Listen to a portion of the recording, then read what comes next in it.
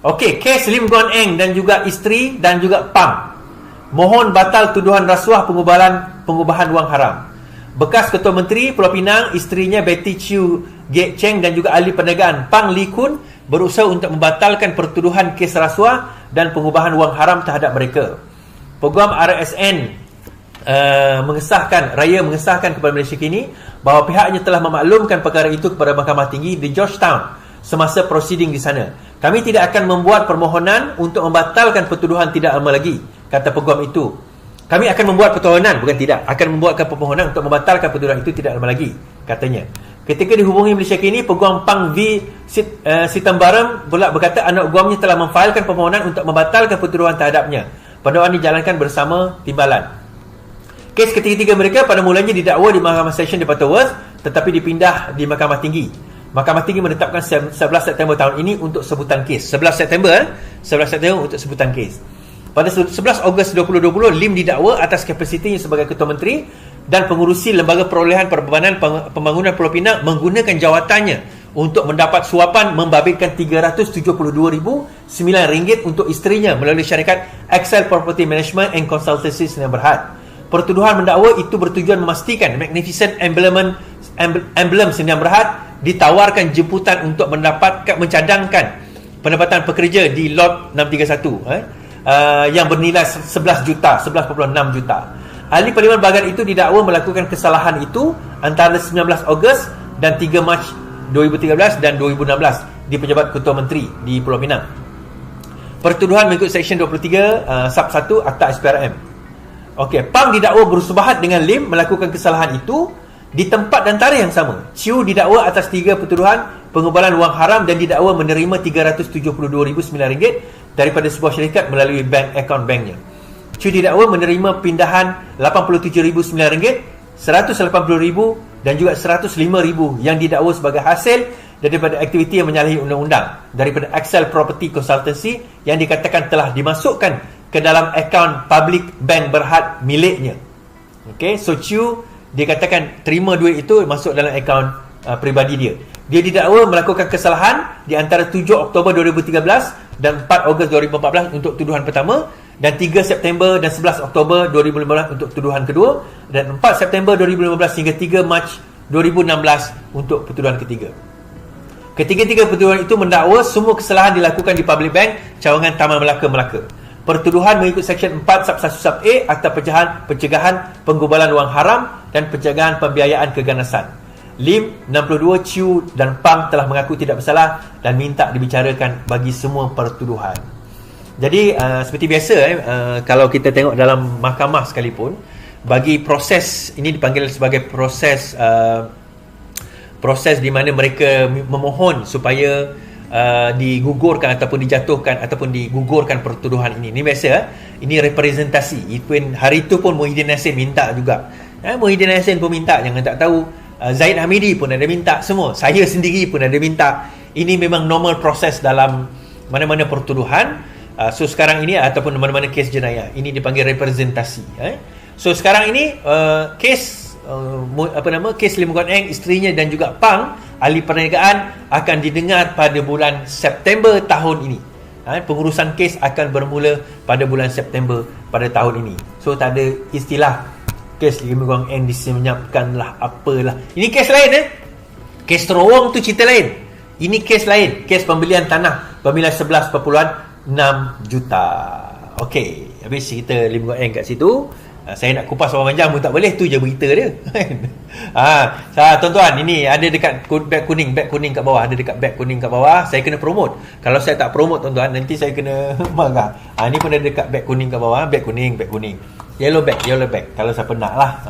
Yang saya tengah pakai kat tangan saya sekarang ni, tuan-tuan boleh dengar suara saya dengan jelas kan, betul tak? Harga dia murah je. Tapi dekat YouTube, Facebook, siapa nak beli, kena pergi kat TikTok saya lah. Baik.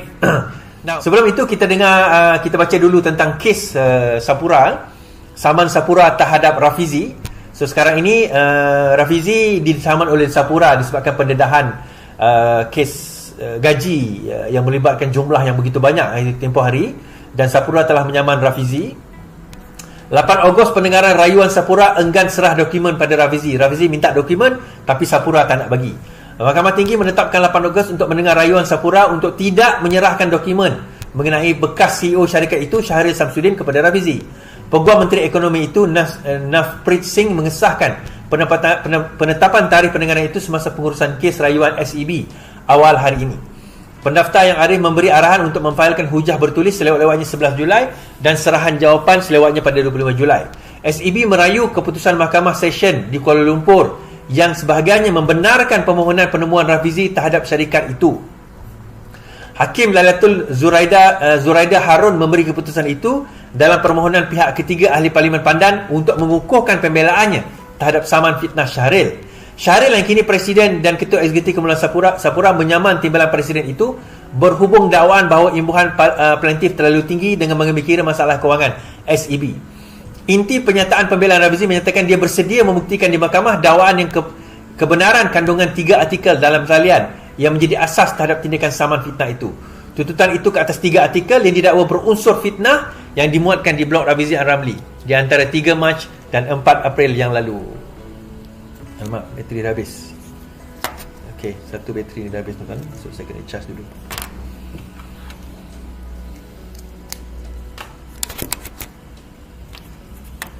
Okey, di antara 4 April yang lalu. Okey. So kita komen tentang perkara ini sebentar. Baik, so apa yang berlaku ini adalah tuan-tuan, seperti yang kita ketahui dahulu, Rafizi mendedahkan tentang gaji Sapura yang Ketua Eksekutif Sapura yang terlalu tinggi pada waktu itu. Pendedahan tersebut dikatakan bahawa Syahril menerima lebih 1 bilion ringgit sebagai emolument, sebagai gaji allowance dan sebagainya, dan itu adalah satu benda yang tidak patut. Dan sepatutnya disebabkan Sapura juga menghadapi masalah keuangan pada waktu itu. Jadi Sapura tak puas hati, Sapura pergi saman Rafizi dalam berkenaan dengan perkara tersebut. So dalam pembelaan, salah satu benda yang Rafizi minta adalah Rafizi minta beberapa dokumen daripada Sapura. So Sapura tak nak bagi. So benda ini dibawa di Mahkamah Session. Mahkamah Session kata kena bagi. Ini Mahkamah Sivil kalau sama menyaman memang dia akan ambil masa tuan-tuan. Mahkamah Session kata kena bagi. So Syahril tak puas hati, Sapura tak puas hati, so dia buat rayuan di Mahkamah Tinggi kerana dia tak nak bagi dokumen itu kepada Rafizi. Trial tak mula lagi bicara tak mula lagi. So kita akan tunggu berkenaan dengan perkara ini dan kita lihat apa yang akan berlaku kepada mereka. Yang ni saya ulas dulu berita-berita yang pass by sebelum saya komen dengan perkara-perkara yang lain. So saya ulas tentang berita yang ada supaya kita get that out of the way dululah. Sekarang ini dana judi. Jadi apa yang ditanya oleh Fadil di Parlimen, dia tanya, adakah benar terhadap siasatan terhadap dana judi dilakukan? Kemudian Azalina selaku Menteri Undang-Undang kata soalan itu terlalu luas. Jadi setakat apa yang diberitakan di bawah, tidak ada siasatan yang melibatkan dana judi tersebut, ataupun yang sewaktu dengannya lah, lebih kurang macam itulah dakwaan dia. Kemudian timbullah orang-orang PN ni pun berteriakan, berteriakan lah. Dia kata, tengok itu Anwar Ibrahim memfitnah.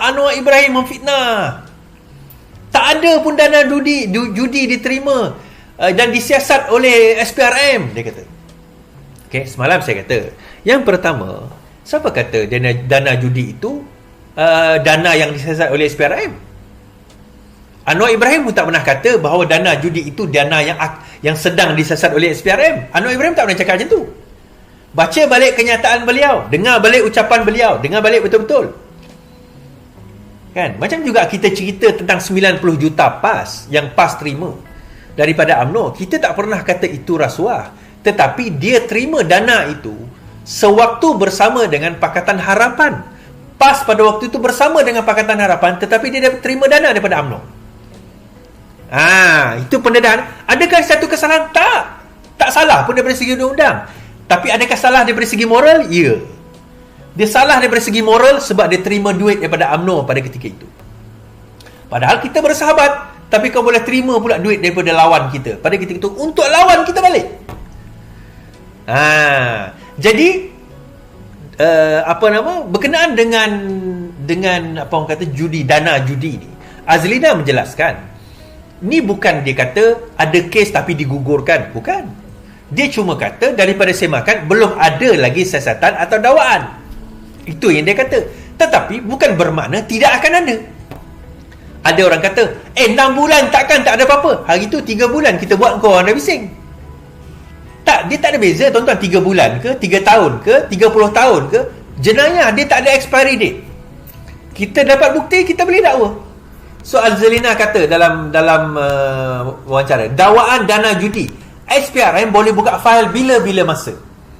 Menteri di Jabatan Perdana Menteri Al-Zalina berkata dia tidak pernah menyatakan siasatan isu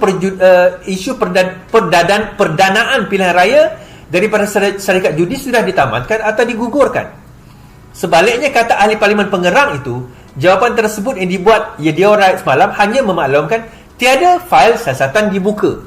Dalam hal SPRM sebagai badan yang bebas dan berkecuali, tentu sekali akan ada akan dan berhak menjalankan siasatan berkaitan dan membuka fail siasatan sebagaimana perlu mengikut Akta SPRM.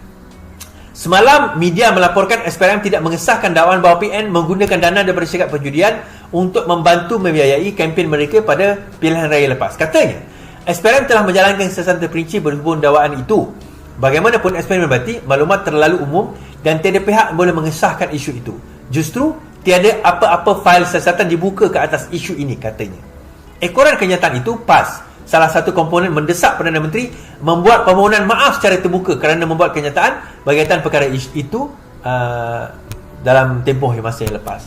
Tuan-tuan, ini again, bila Anwar sebut, minta maaf ada rasa kat belakang, bila Anwar sebut tentang perkara ini, dia bukan bercakap, again mungkin legality itu ada, sama ada rasuah atau tidak itu ada, tetapi dia bercakap dalam konteks umum, kemudian mengatakan takkan memperjuangkan Islam, memperjuangkan Melayu dapat dana judi. Nah, ada orang kata kalau betul dana judi, maka samalah, maka tangkaplah kami atau dakwa dalam SPRM. Nah, dana judi ni tuan-tuan mungkin bukan rasuah pun.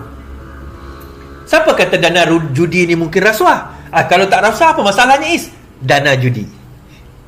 Itu isu dia. So SPRM dia akan menyiasat dana kalau berkaitan dengan rasuah. Kalau dia bukan rasuah, tak ada masalah.